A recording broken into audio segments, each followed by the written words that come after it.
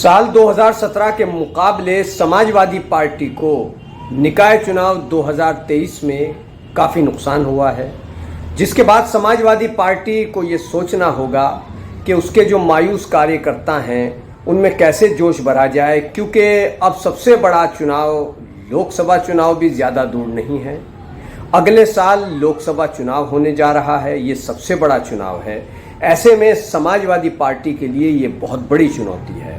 Samajwadi party 2022 में सत्ता से दूर रही, उसके बाद कई उपचुनाव हुए, उनमें उसको करारी शिकस्त का सामना करना पड़ा। यहाँ तक के समाजवादी पार्टी के राजनीतिक गढ़ रामपुर में, जहाँ से पूर्व सांसद आजम खान आते हैं, वहाँ पर भी समाजवादी पार्टी को भाजपा ने करारी शिकस्त दी है। और अब तो ये कहा जाने लगा है कि वहाँ पर समाजवादी पार्टी का जो राजनीतिक वर्चस्व था उसको भाजपा ने चुनौती देते हुए एक तरह से ख़त्म कर दिया है। समाजवादी पार्टी का राजनीतिक तिलिस्म रामपुर से ख़त्म हो चुका है। तो ऐसे में समाजवादी पार्टी को बहुत कुछ सोचने की ज़रूरत है। अगर हम इसकी बात करें कि समाजवादी पार्टी जो कि उत्तर प्रदेश का मुख्य विपक्षी दल है और भाजपा से मुकाबला करने में अगर कोई सक्षम है तो सिर्फ समाजवादी पार्टी का ही फिलहाल जिक्र आता है, लेकिन वही समाजवादी पार्टी निकाय चुनाव में पहले के मुकाबले काफ़ी शिकस्त हासिल करती है, जिससे ये सवाल पैदा होता है कि क्या 2024 के लोकसभा चुनाव में समाजवादी पार्टी मजबूती के साथ भाजपा का मुकाबला करने में सक्षम हो सकेगी। ऐसे में कुछ भी कहना जल्दबाजी होगी, लेकिन इतना ज़रूर है कि आखिर ऐसा क्यों हो रहा है। समाजवादी पार्टी का जो वोट बैंक है वो भी खिसक रहा है। अभी हाल ही में निकाय चुनाव के अंदर ये सबसे बड़ी बात देखने को मिली।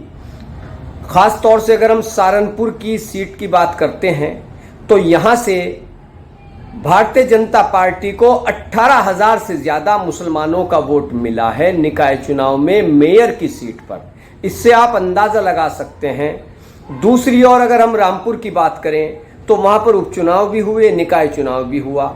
वहाँ पर भी काफ़ी संख्या में मुसलमानों का वोट भाजपा की झोली में गया है। और इससे पहले जो उपचुनाव हुए थे जिसमें आकाश सक्सेना जीते थे, तो उसमें भी भाजपा की झोली में मुसलमानों का काफ़ी वोट गया था। और ये सिर्फ सहारनपुर की या ज़िला रामपुर की बात नहीं है, बल्कि बहुत जगहों पर ऐसा हुआ है। अगर हम देवबंद की ही बात कर लें तो देवबंद में पहली बार नगर पालिका के चुनाव में भारतीय जनता पार्टी शानदार तरीके से कामयाब हुई है।